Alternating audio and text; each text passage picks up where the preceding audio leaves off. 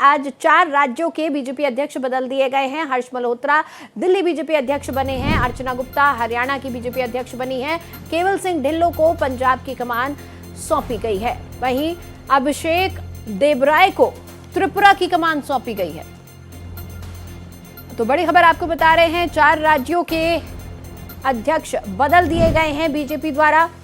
BJP ने 4 राज्यों में अपनी पार्टी के नए प्रदेश अध्यक्ष बनाए हैं, जिसमें हर्ष मल्होत्रा को दिल्ली बीजेपी अध्यक्ष बनाया गया है, अर्चना गुप्ता को हरियाणा की कमान सौंपी गई है, केवल सिंह ढिल्लों को पंजाब की जिम्मेदारी दी गई है, जबकि अभिषेक राय त्रिपुरा की कमान संभालेंगे। तो 5 राज्यों में हुए चुनावों के बाद अब आने वाले चुनावों के मद्देनजर ऐसा लगता है कि भारतीय जनता पार्टी ने अपनी स्ट्रैटेजीज के तहत चेंजेस करना, बदलाव लाना शुरू कर दिया है और 4 राज्यों के बीजेपी अध्यक्ष बदल दिए गए हैं। मेरी सहयोगी कोमल शर्मा हमारे साथ सीधा जुड़ गई हैं, उनसे बातचीत करेंगे। कोमल, एक बड़ा बदलाव देखा जा रहा है, 4 राज्यों के प्रदेश अध्यक्ष बीजेपी ने जो बदल दिए हैं, इसके क्या मायने? देखिए, सबसे पहले तो मैं जो है बात करूंगी पंजाब की, क्योंकि पंजाब एक चुनावी राज्य है और उधर जिस तरीके से जो चेहरा लेके आई है, पंजाबी चेहरा लेकर आई है, खासतौर से ये है वो पंजाबी चेहरा जो है वो पहले कांग्रेस में था और कांग्रेस के बाद जो है 2022 की अगर बात करें तो बीजेपी ज्वाइन किया। अब ये बात है कि एक जो है बड़ा चेहरा है, कारोबारी चेहरा है, उद्योगपति हैं और उसके अलावा अगर बात करें राजनीति में भी उनको काफी वक्त हो गया है, इसलिए अब बीजेपी को पंजाब में चाहिए था कि एक ऐसा चेहरा लाए। कोर कमेटी में भी वरिष्ठ नेता के तौर पे है, इसलिए बीजेपी को चाहिए था कि एक ऐसा चेहरा लेकर के आए जो पंजाब में और जो है वो मजबूत बनाए, जो है उनकी जो मजबूती जो है, एक पकड़ जो है उसको और बनाए और अश्विनी शर्मा के बाद एक ऐसा चेहरा जो है उसको लाने में अब देखते हैं कि बीजेपी सफल हुई है नहीं हुई है, लेकिन ये है कि बीजेपी पूरी रणनीति के साथ जो है ढिल्लों का चेहरा लेकर इसलिए आई है क्योंकि एक बड़े कारोबारी भी है, कांग्रेस से निकल के आए हैं, कांग्रेस ने पंजाब में काफी वक्त तक राज किया, तो एक नब्ज भी कांग्रेस की समझते हैं और उसके बाद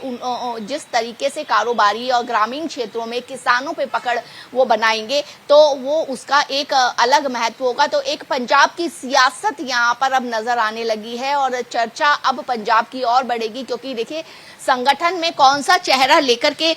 जो है वो पार्टी को आना था, इससे अब ये साफ हो गया कि आगे की रणनीति जो है वो भाजपा किस तरीके से पंजाब में। अब आते हैं दिल्ली की ओर। दिल्ली में हर्ष मल्होत्रा केंद्रीय राज्य मंत्री हैं ट्रांसपोर्ट विभाग में। तो खास बात ये है कि जिस तरीके से उन्होंने काम किया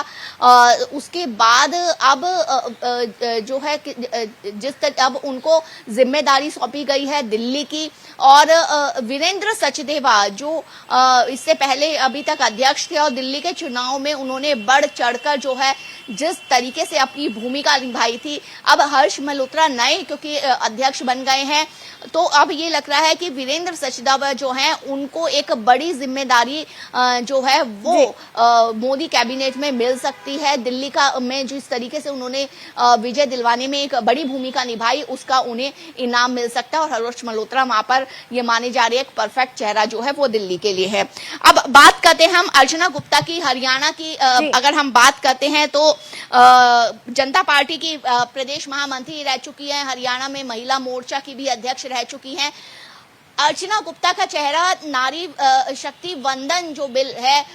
उसको देखते हुए, जिस तरीके से बीजेपी ने एक अभियान छेड़ा हुआ है उसको देखते हुए माना जा रहा है कि अर्चना गुप्ता को हरियाणा में लाया गया है और पहली बार है ये पार्टी की तरफ से कि किसी महिला चेहरे को जो है वहां पर लाया गया है हरियाणा में। एक संदेश, 2 संदेश की महिलाओं को आगे बढ़ाने में बेटी पढ़ाओ बेटी बढ़ाओ का नारा अगर बीजेपी या प्रधानमंत्री नरेंद्र मोदी देते हैं तो एक बड़ी जिम्मेदारी उस प्रदेश की जो है हरियाणा प्रदेश की, जहां पर हमेशा जो है सेक्स रेशियो को लेकर के बात उठती है और लगातार लेकिन सवालों के घेरे में रहा है, वहां की सवालों के घेरे में रहा है। और कोमल, त्रिपुरा के बारे में आप क्या कहेंगे, क्योंकि हमने देखा है हाल के दिनों में बीजेपी अब नॉर्थ ईस्ट की तरफ मजबूत होती नजर आ रही है, चाहे आप असम की बात करें या फिर